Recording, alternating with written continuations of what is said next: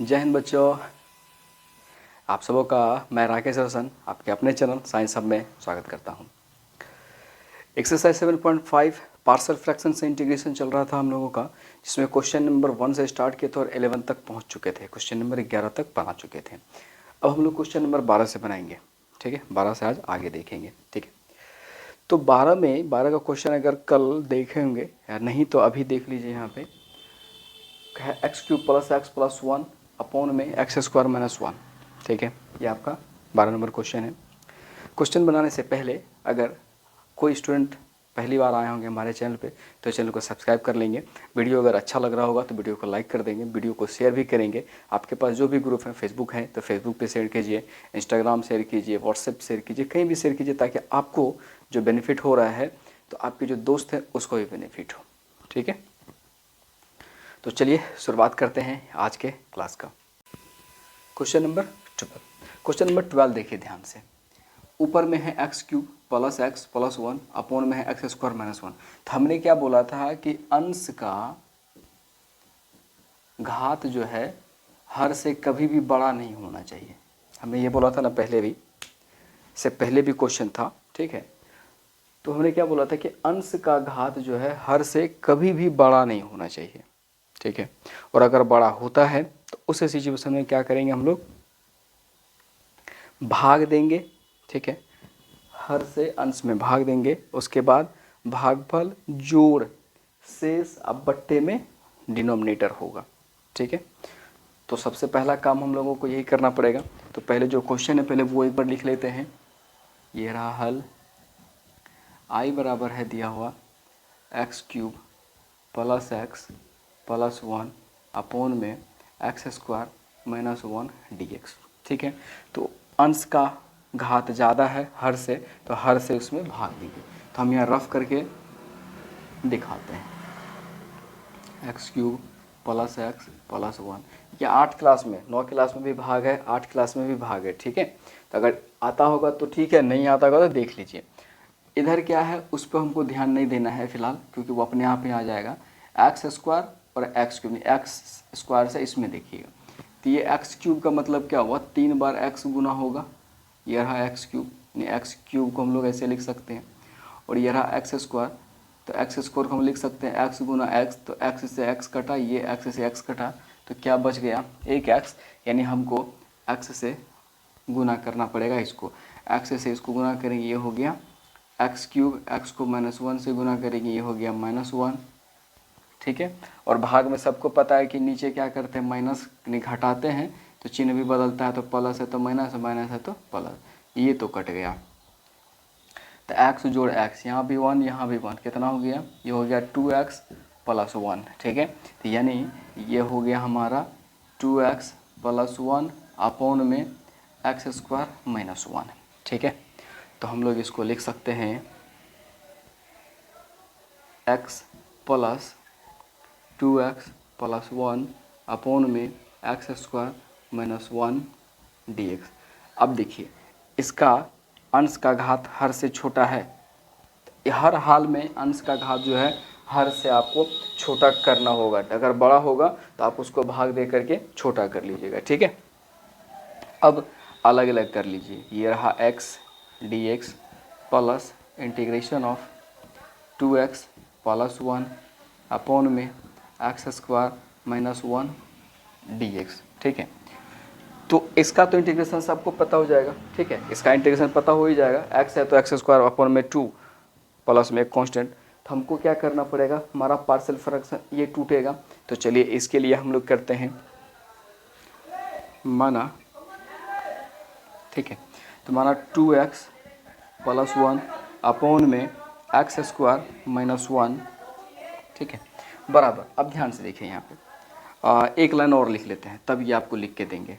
ठीक है, ये x dx प्लस 2x + 1, क्योंकि नीचे फैक्टर भी करना पड़ेगा ना, तो ये देखिए a² - b², तो फार्मूला क्या कहता है, a + b × a - b, तो x + 1 × x - 1 dx। अब जा कर के यहाँ पे हम लोग क्या करते हैं, क्योंकि देखिए अब यहाँ फैक्टर हो गया, अब फैक्टर हो गया, अब हम लोग मान लेंगे। ठीक है, अब हम लोग मान लेंगे माना 2x प्लस 1 अपॉन में x plus 1 into x minus 1 बराबर a अपॉन में x plus 1 plus b upon में x माइनस 1। ठीक है, तो पता है सबसे पहले करना क्या है, एलसीएम निकालना है। तो एलसीएम निकालेंगे x प्लस 1 इंटू LHS में तो कुछ करना ही नहीं, जो भी करना है RHS में, तो x plus 1 into x minus 1, plus से भाग देंगे प्लस कट जाएगा, माइनस बचेगा a into x minus 1 plus b into minus से भाग देंगे माइनस कटेगा, बच जाएगा प्लस। ठीक है, हर को कैंसिल कर लीजिए, तो ये हो गया 2x प्लस 1 बराबर ax minus a plus bx plus b, employee that 2x plus 1 बराबर, दोनों में x है कॉमन ले लीजिएगा, तो हो गया a plus B into X plus constant term को एक जगह कर लेते हैं। ठीक है, तो लिखना क्या पड़ेगा, तो ये जो हम भाग रखे हैं इसको मिटा देते हैं। ठीक है, इसको हम मिटा देते हैं।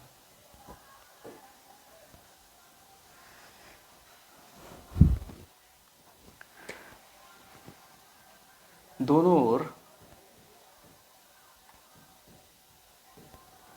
x है, एक्स स्क्वायर तो है नहीं क्योंकि x एवं अचर राशि के गुणांकों को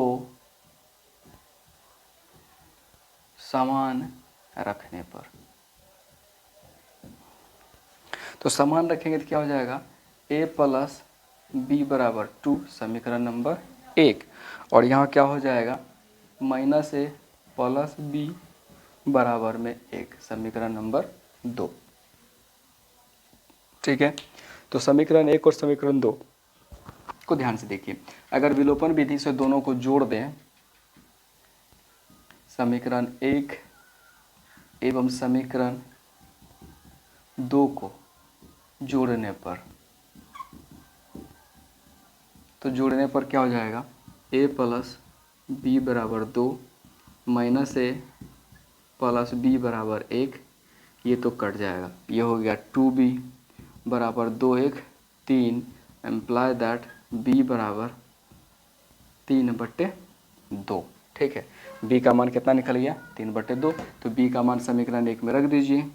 b का मान समीकरण 1 में रखने पर, तो समीकरण 1 में जैसे ही रखेंगे तो हो गया a प्लस 3/2 बराबर में 2, इम्प्लाई दैट a बराबर 2 माइनस, इधर आएगा तो माइनस होगा 3/2, इम्प्लाई दैट a बराबर, तो ये हो जाएगा 2, इसके नीचे नहीं कुछ है तो 2 दूना 4 घटा 3, इम्प्लाई दैट a बराबर 1/2। a का मान कितना निकल गया, 1/2। ठीक है, इसलिए जो हमारा क्वेश्चन है, integration x³ plus x plus 1 upon में x² माइनस 1 बराबर इंटीग्रेशन ऑफ, तो इसको तोड़ के हम लोग कहाँ लेके आए थे, यहाँ तक आए थे x dx प्लस, अब यहाँ जो हम लोग मान रखेंगे a का मान, तो अलग अलग ही कर लेते हैं। इंटीग्रेशन ऑफ a का मान कितना है 1/2 और अपॉन में x plus 1 dx plus b का मान कितना आया है 3/2 अपॉन में x माइनस 1 dx। ठीक है, बराबर x dx प्लस 1/2 को साइड कर दीजिए, 1 अपॉन x प्लस 1 dx, 3/2 को बाहर निकाल देते हैं, 1 अपॉन x माइनस 1 dx, तो ये हो गया x² अपॉन में 2 plus 1/2 log x plus 1 plus 3/2 log x minus 1 upon में एक प्लस में एक कांस्टेंट। ठीक है, प्लस में कांस्टेंट। तो ये हो गया हमारा क्वेश्चन नंबर 12। ये हो गया हमारा क्वेश्चन नंबर 12।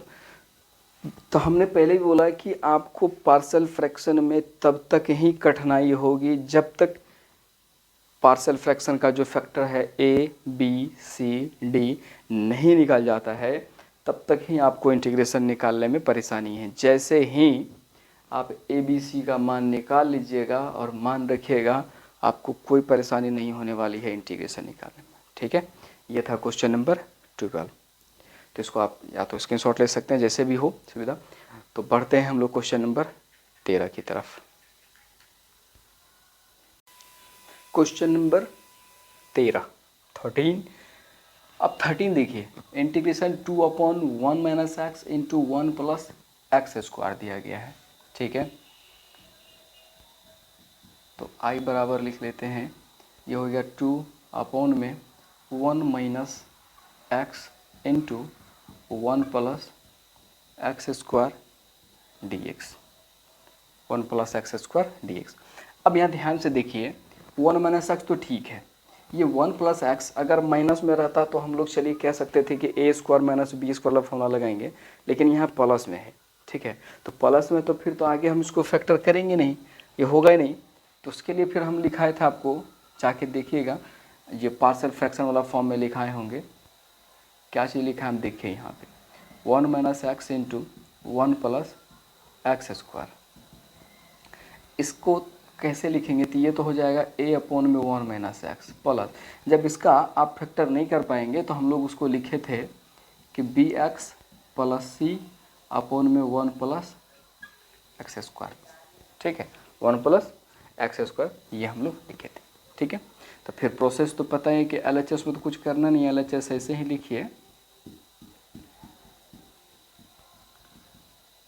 नीचे वाले का एलसीएम लेना है। 1 - x × 1 + x², माइनस से माइनस कट जाएगा, a × 1 + x² plus bx + c into में 1 + x से भाग देंगे तो क्या बच जाएगा, 1 - x बचेगा।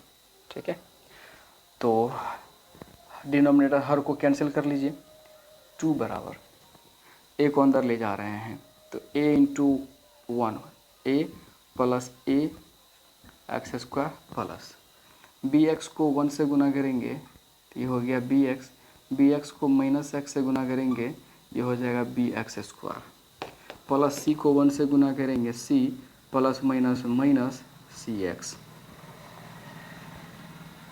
2 बराबर, तो x² वाला को एक जगह कर लीजिए, a - b x², x वाला को एक जगह कीजिए, x वाला को एक जगह यहाँ, तो ये हो गया b - c x plus constant term को एक जगह कीजिए, a + c। ठीक है, दोनों ओर x² x एवं अचर राशि के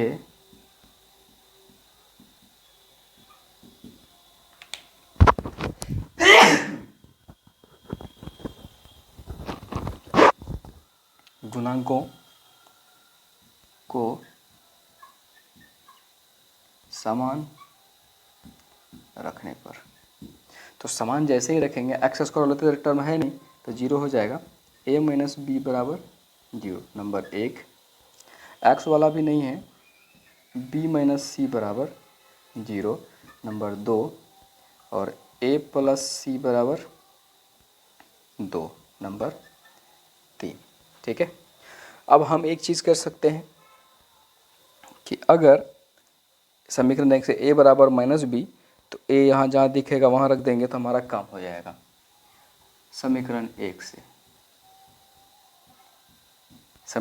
से a बराबर क्या हो जाएगा, a बराबर हो जाएगा b। अब a का मान समीकरण 3 में रखने पर ए का मान समीकरण 3 में रखने पर। तो समीकरण 3 दिख रहा होगा यहाँ। तो ए का मान रखेंगे तो हो जाएगा b प्लस c बराबर 2। Equation number 4। Equation number 4। अब 2 और 4 को हल कीजिए।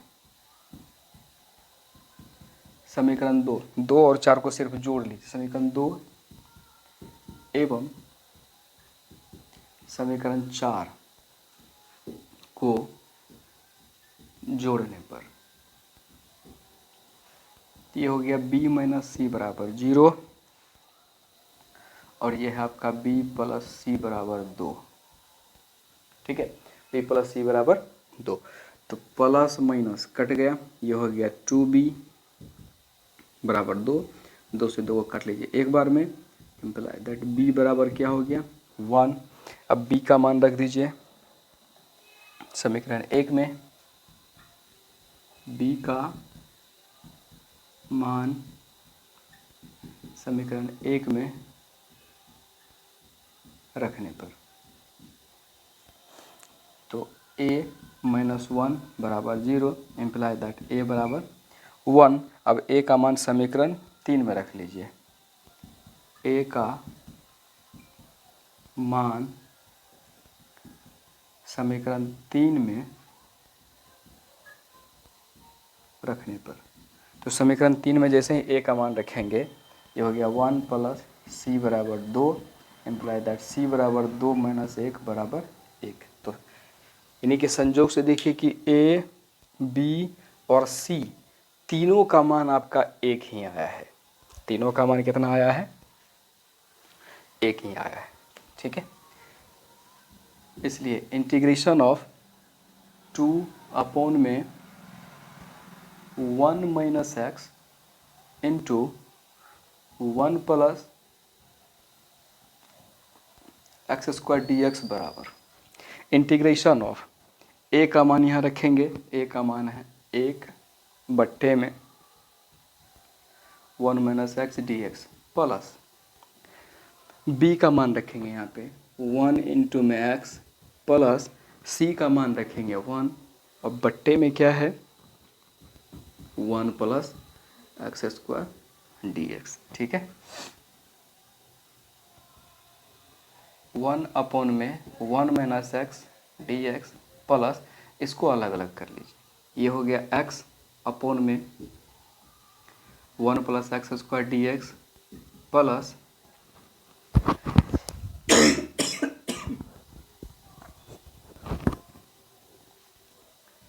1 upon 1 plus x square D x. ठीक है, अब हमने यहाँ पहले भी बोला था कि देखिए अगर इसको 1 प्लस एक्स स्क्वायर बराबर अगर हम t मानते हैं तो हो जाएगा 2x dx बराबर dt और dx बराबर क्या हो जाएगा dt अपॉन में 2x। तो नीचे हमारा 2x होना चाहिए, तब तो कटेगा जो कि हमारा लॉग लगेगा। तो उसके लिए हम लोग क्या करते हैं, यहाँ 2 से गुना कर दीजिए, अब बाहर में 1/2 से भाग कर लीजिए। ठीक है, ये अपने मर्जी से, क्योंकि देखिए 2 कट जाएगा तो इससे बेनिफिट क्या होगा कि सीधा ये लॉग में आ जाएगा। ठीक है, इसका जो इंटीग्रेशन निकालेंगे तो ये सीधा हमारे पास क्या हो जाएगा लॉग में हो जाएगा। ठीक है, हमारे पास क्या हो जाएगा लॉग में। उसके बाद ये देखिए ये है a square plus x square. Integration of 1 upon में a square plus x square का क्या लिखाया गया था कि 1 अपॉन में a tan inverse x upon में ए। तो ये हो गया log 1 minus x plus 1/2 log 1 plus x square plus तो 1/a, a का मान है 1 tan इनवर्स x अपॉन में a, तो a का मान है 1 अब प्लस में एक कांस्टेंट, तो 1 से भाग दीजिए या ना दीजिए कोई फ़र्क पड़ता नहीं है। तो फिर 1 हटा देते हैं उसमें से, ये हो गया 1 plus x square plus tan inverse x plus c, tan inverse plus c। तो ये है आपका क्वेश्चन नंबर 13। यहाँ पे जिसको नहीं समझ में आएगा तो अब यहाँ देखिए, यहाँ हम बताएं 1 + x² t हो जाएगा। तो ऊपर हमारा क्या था, ऊपर था हमारा x अपॉन में, नीचे क्या हो जाएगा t इंटू डी एक्स की जगह हम लिख सकते हैं dt अपॉन में 2x। तो x से x कट जाएगा तो 1/2 को बाहर कर लेंगे तो dt अपॉन में क्या बचेगा t। तब देखिए 1/2 log t आया तो t का मान रख लेंगे हम लोग, तो क्या हो जाएगा 1 + x² आएगा। इसीलिए ऊपर में सीधा 2 से गुना कर दिए, 2 से भाग कर दिए तो सीधा हमारा log हो जाएगा। ठीक है, अगर कन्फ्यूजन होगा तो आप हमको पूछ सकते हैं। तो ये हमारा क्वेश्चन नंबर 13 था। क्वेश्चन नंबर 13 था हमारा। अब हमने पहले भी बोला है कि अगर आपको दिक्कत होता है समझने में या कहीं भी, आप मैसेज कमेंट जरूर करेंगे कि आपको समस्या क्या हो रही है। ठीक है, समस्या बताइएगा तभी हम समस्या का समाधान करेंगे। अगर कहीं भी कोई समस्या है, समस्या पूछिए तो समस्या का समाधान करेंगे। ठीक है, बढ़ेंगे हम लोग अगले क्वेश्चन की तरफ। अब देखिए 13 तक बताएं आपको। हम क्वेश्चन नंबर 14 और 15 ये दोनों छोड़ रहे हैं बनाने के लिए। ठीक है, क्वेश्चन नंबर 14 और क्वेश्चन नंबर 15 बना के देखिएगा। ठीक है, क्योंकि एक ही जैसा है। 13 जैसे 12 बनाए वैसे 13 है, जैसे 13 है वैसे 14, जैसे 14 वैसे 15 है, इसलिए हमने छोड़ दिया। क्योंकि प्रोसेस सेम ही है तो कम से कम पता तो चले कि आप हम जो बताएं आपको समझ में आया या नहीं आया। इसलिए 14 और 15 छोड़ रहे हैं। 16 नंबर हम आपके लिए बना रहे हैं। ठीक है, 16 बना रहे हैं। ठीक है, तो ध्यान रखिएगा। क्वेश्चन नंबर 16, तो 16 में i बराबर है दिया हुआ 1 अपॉन में x इंटू x⁻n-1 dx। अब यहाँ देखिए, यहाँ क्या है कि स्टैंडर्ड फॉर्म में रहता तो हम लोग a अपॉन में इतना, b अपॉन में उतना कर लेते। यहाँ x है, यहाँ x⁻n है, तो दोनों तो अलग अलग है। ठीक है, दोनों अलग अलग है, तो दोनों को एक जैसा करने के लिए, ठीक है, दोनों को नहीं कि यहाँ भी अगर n है तो इधर भी x⁻n वाला ही होना चाहिए, तभी ना हम कुछ कर सकते हैं। उसको क्या कहता है, गुणनखंड में हम लोग कर सकते हैं। तो उसके लिए हम लोग क्या कर सकते हैं, x⁻n-1 अंश में भी और x⁻n-1 हर में भी गुना करते हैं।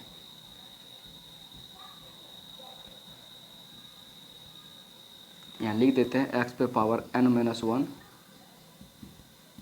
अंश एवं हर में गुना करने पर।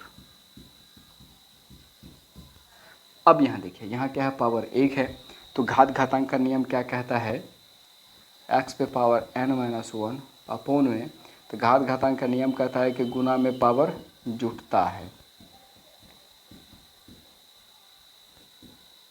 जुटता है। तो ये हो जाएगा x⁻n-1 अपॉन में, ये तो कट जाएगा x⁻n इंटू x⁻n-1 dx।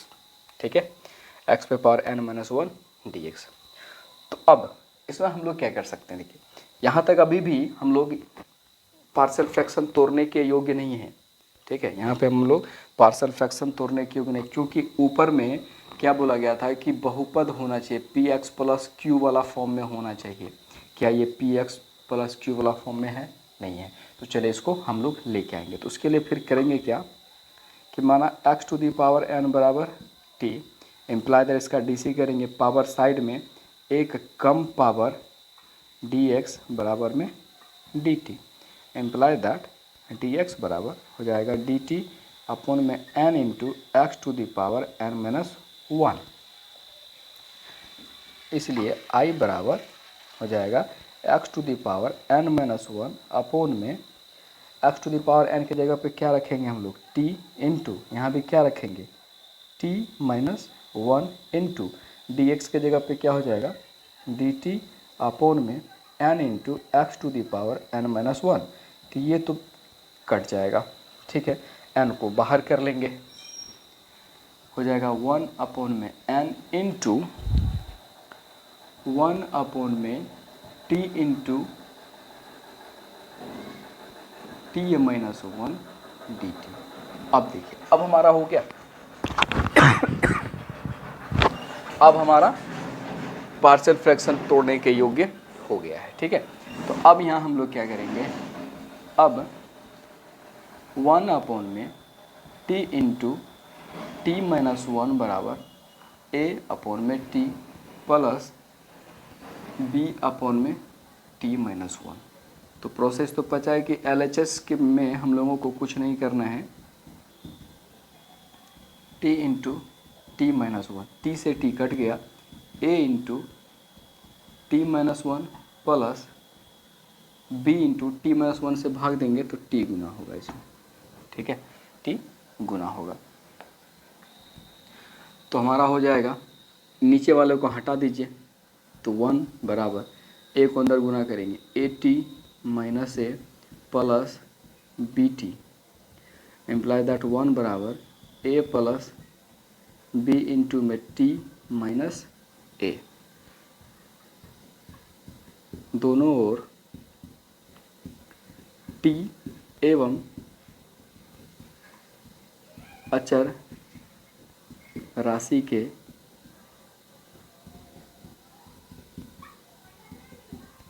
गुणांकों को समान रखने पर। तो जब समान रखेंगे तो हमारा क्या हो जाएगा, a प्लस b, इसमें तो t है नहीं, बराबर में 0, नंबर 1, और यहाँ क्या हो जाएगा माइनस a बराबर 1। ठीक है, तो इम्प्लाई दैट a बराबर 1। तो ये रहा समीकरण नंबर 2। a का मान रख दीजिए a में, a का मान समीकरण 1 में रखने पर, तो जैसे ही रखेंगे तो हो जाएगा 1 प्लस b बराबर 0, इम्प्लाई दैट b बराबर माइनस 1।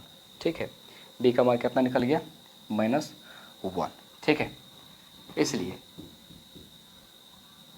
i बराबर, ठीक है, तो i बराबर 1 अपॉन में n इंटीग्रेशन ऑफ,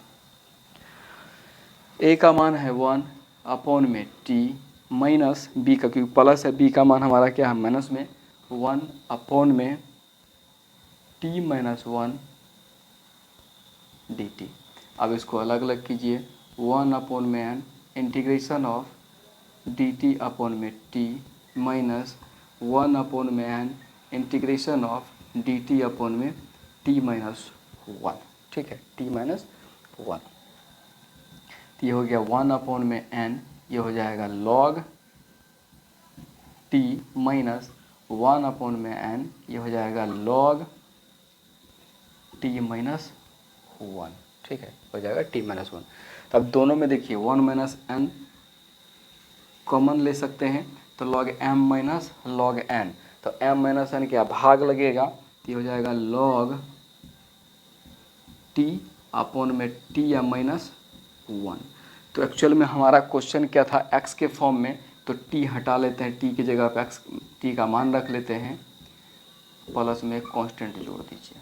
ठीक है, तो t का मान हम लोग का क्या है, x to the power n, तो x to the power n upon में x to the power n minus 1 plus में एक कांस्टेंट टर्म, प्लस में एक कांस्टेंट टर्म। तो ये था हमारा क्वेश्चन नंबर 16। ठीक है, क्वेश्चन नंबर 16 पूछने योग्य क्वेश्चन है। ठीक है, आप ध्यान में रखना है। और एक चीज़, एक दो क्वेश्चन जो हमने ऑब्जेक्टिव उस दिन बताया था, उसमें से इतना चीज़ समझ में आया कि उदाहरण, जो कुछ क्वेश्चंस जो उदाहरण में है, हमने पहले ही बोला था कि उदाहरण का क्वेश्चन आपको हर हाल में बना के रखना है।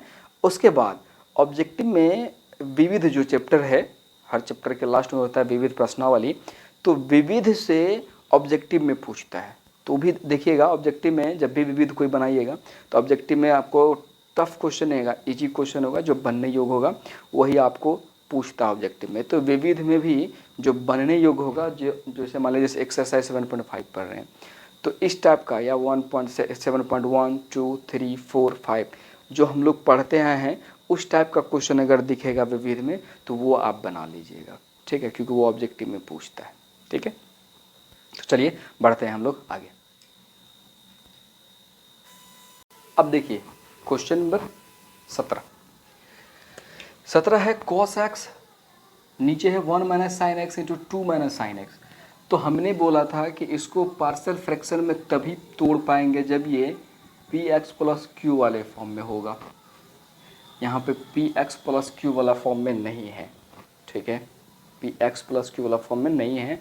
तो नहीं है तो प्रयास करते हैं उसको कि कैसे हम ला सकते हैं, क्योंकि उस फॉर्म में यानी कि फैक्टर जब तक नहीं होगा P x plus Q upon में x minus a into x minus b, x plus a into x minus b वाला फॉर्म में, तब तक हम जो है पार्शियल फ्रैक्शन में नहीं तोड़ पाएंगे। तो उसके लिए पार्शियल फ्रैक्शन के लिए हम लोगों को दिमाग लगाना पड़ेगा थोड़ा सा।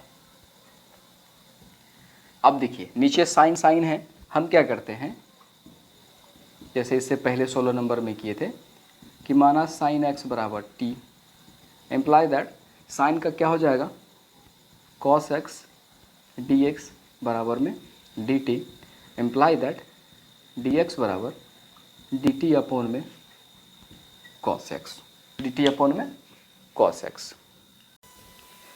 तो अब क्या करेंगे, ये डी एक्स का मान यहाँ रखेंगे, इसलिए आई बराबर क्या हो जाएगा, ये कॉस एक्स अपॉन में 1 माइनस टी, क्योंकि साइन बराबर हमने क्या माना है T, into 2 minus T into D x के जगह पे क्या रखेंगे डी टी अपॉन में कॉस एक्स। कॉस एक्स से कॉस एक्स को काट दीजिए, तो ये हो गया 1 अपॉन में 1 minus T into 2 minus T D T, ठीक है, ये हमको निकल के आ गया। अब यहाँ देखिए अब हो गया ना, ये अलग अलग हम फैक्टर कर सकते हैं ना, ठीक है। तो अब लिखिए माना 1 अपॉन तो 1 माइनस टी 2 माइनस टी बराबर ए अपॉन में 1 minus T plus B upon में 1 माइनस टी।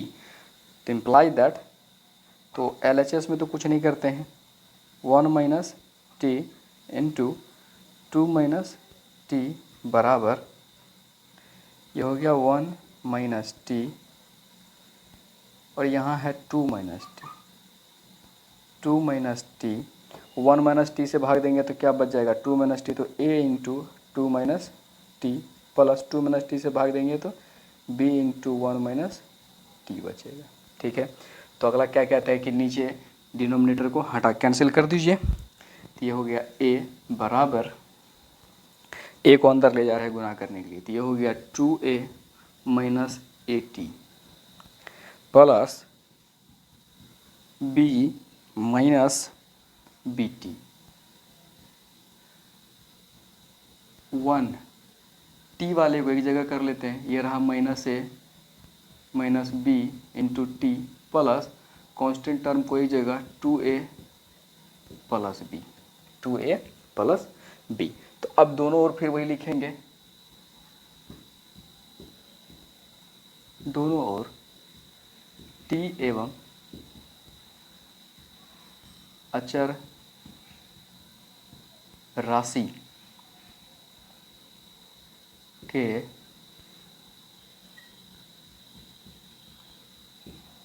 गुणांकों को समान रखने पर, तो समान रखने पर तो टी वाला तो है ही नहीं, तो ये हो गया माइनस ए माइनस बी बराबर 0 नंबर 1, तो ये हो गया 2a प्लस बी बराबर में 1, समीकरण नंबर 2। अब ध्यान से देखिए विलोपन विधि से अगर समीकरण 1 और 2 को जोड़ देंगे तो b से b कट जाएगा, समीकरण 1 एवं समीकरण 2 को जोड़ने पर तो ये हो जाएगा माइनस ए माइनस बी बराबर 0, 2a प्लस बी बराबर 1, ये तो कट गया, 2 में से 1 घट जाएगा, बचेगा ए बराबर 1। तो ए का मान समीकरण 1 में, तो ए का मान समीकरण 1 में रखने पर तो समीकरण 1 दिख रहा होगा यहाँ पे, तो a का मान हो जाएगा -1 माइनस बी बराबर 0। -1 उधर जाएगा तो हो जाएगा +1, तो -b बराबर 1 इम्प्लाई दैट b बराबर -1, क्योंकि ये माइनस उधर गया तो ठीक है। तो b का मान कितना निकल गया -1, a का मान कितना आया पॉजिटिव में, ठीक है। इसलिए i बराबर, तो i बराबर